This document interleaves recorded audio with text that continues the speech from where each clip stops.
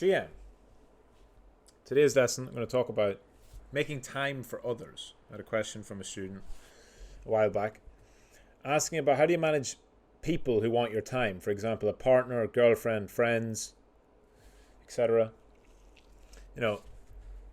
This student said he gets up early at 6 a.m, goes to the gym, does an hour of real world, works from midday to 8 p.m, then see my partner, then go to bed, and at the weekends I want to do a lot of work. And basically, don't want to disregard my partner and my friends, but at the same time, sometimes I go out and see them and I want to come back to work. I enjoy downtime for an hour or two, but then begin to see it as a waste of my time. He's in his 30s, so feel like time is of the essence. So I'm sure many people feel this, right? It's very, very common. The first thing I'll say is, you're still a person, a human, first and foremost. We're social creatures. You cannot cut yourself off. Now, the worst thing you can say, the worst thing you can do is identify as an introvert. That's bullshit, right? Now, yes, you might not be the life of the party. You might not like being in large crowds. But don't label yourself as somebody who wants to be alone or is a lone wolf, any of this. It's all bullshit. You don't have to have a massive group of friends. You don't even really have to have many friends. But you should have a close circle, whether that's friends, close friends, whether it's family, be that siblings or parents or grandparents, or a partner, a boyfriend, a girlfriend, a wife, a husband, whatever. That core group should have nothing to do with your work and should have a good amount of your time allocated towards them. This is important. I'll take myself as an example as a trader. So all I do is trade on the real world, right? Everything I do, from the moment I wake to the moment I sleep, work-wise, involves the markets.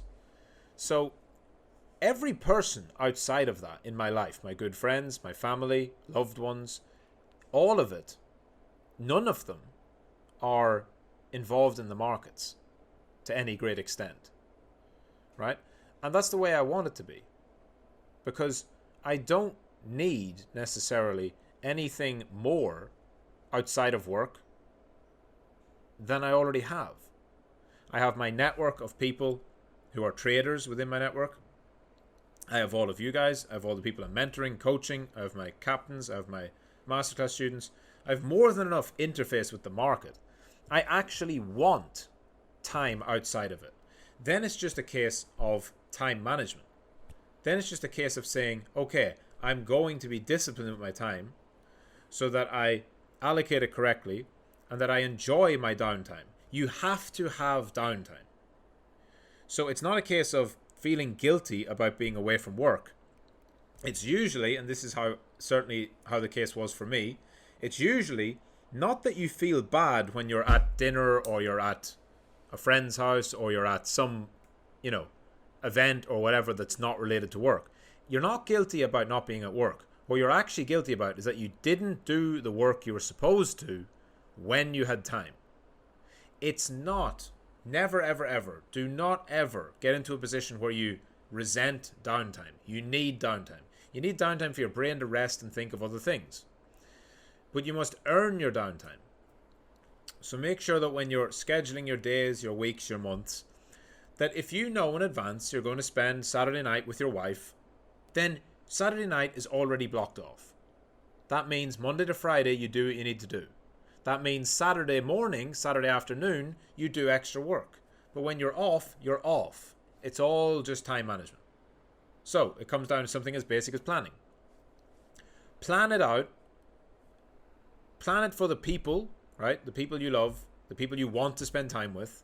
Allocate time towards them.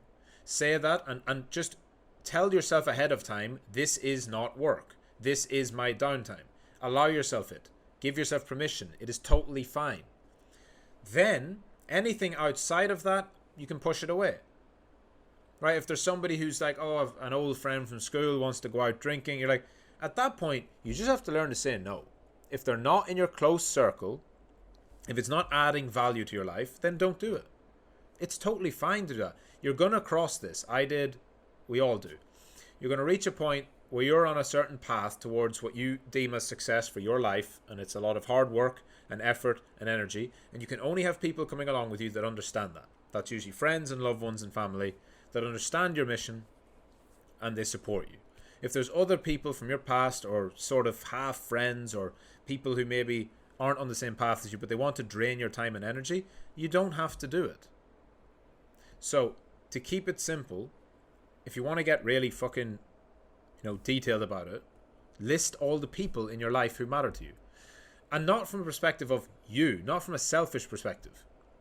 Start off by saying, who are the people in my life that need me, that rely on me in some way, right? Whether as a friend, family member, or something else. There are certain people in your life who need you. Your partner needs you. Your family needs you. Your parents need you. Your siblings need you. Your close friends need you.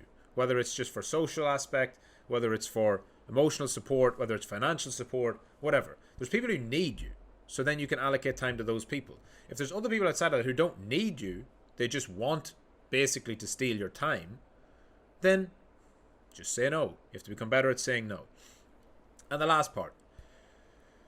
In the student's question, he said that I try to make sure that 80 to 90% of my time is spent doing something productive.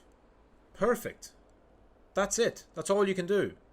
If you're spending 80 to 90% of your waking hours productively, you are doing it right. The rest, the 10%, can be unproductive.